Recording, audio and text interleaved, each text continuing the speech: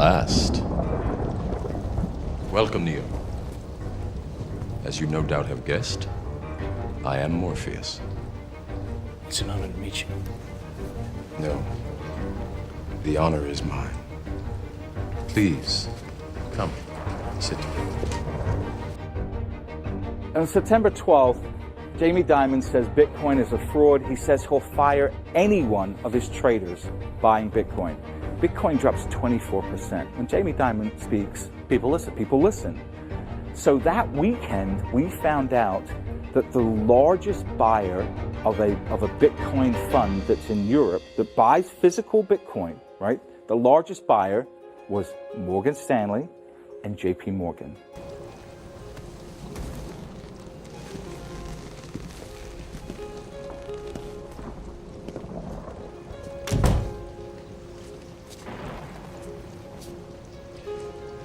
I imagine that right now you're feeling a bit like Alice.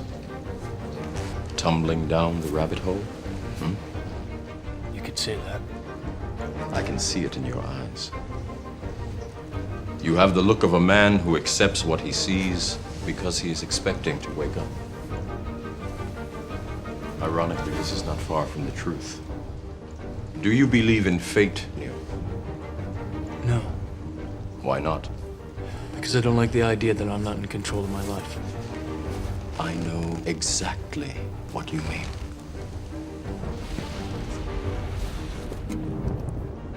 Let me tell you why you're here.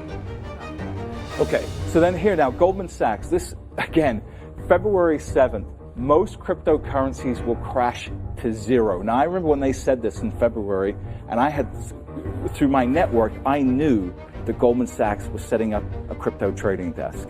Absolutely knew they were setting up a crypto trading desk. And I remember you telling me that. Right, and then, of course, they were denying it. No, we're not, no, we're not, no, we're not. Price falls down 27%, and then what do we find out? We find out here, they say BTC 0, and then we find out just before May, new trading desk. Not only that, they put $400 million to buy a cryptocurrency trading platform. You're here because you know something. What you know you can't explain, but you feel it. You felt it your entire life, that there's something wrong with the world. You don't know what it is, but it's there, like a splinter in your mind, driving you mad. It is this feeling that has brought you to me. Do you know what I'm talking about? Matrix. Do you want to know what it is? The Matrix is everywhere. It is all around us. Even now, in this very room. You can see it when you look out your window or when you turn on your television. You can feel it when you go to work, when you go to church, when you pay your taxes. It is the world that has been pulled over your eyes to blind you from the truth. What truth? Goldman Sachs, this new CEO, David Solomon, the most pro-Bitcoin/cryptocurrency guy on Wall Street. The most pro Goldman Sachs. Goldman Sachs is the new CEO. He's coming into power shortly. BlackRock, this announcement just came out, the world's biggest asset manager. Now, last year, Larry Fink says, oh, you know what cryptocurrency and Bitcoin's good for? Money laundering and drug dealers. Right? So again, if you look at what he was saying, you're going to sell your Bitcoin, right? You're going to say, oh, this is all BS. But guess what is happening now? They're going to launch an ETF. They're looking at an exchange-traded fund that will allow anybody with a brokerage firm to make it as easy as hitting a buy. Unfortunately, no one can be told what the Matrix is. You have to see it for yourself.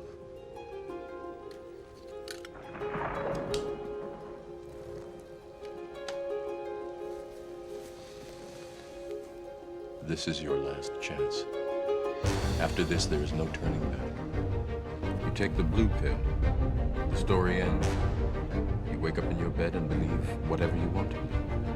You take the red pill, you stay in Wonderland, I show you how deep the rabbit hole goes.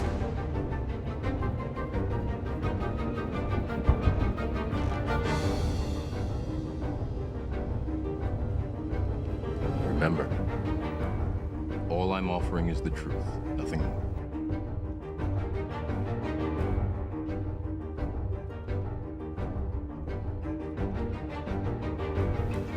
So how will fintech change central banking over the next generation?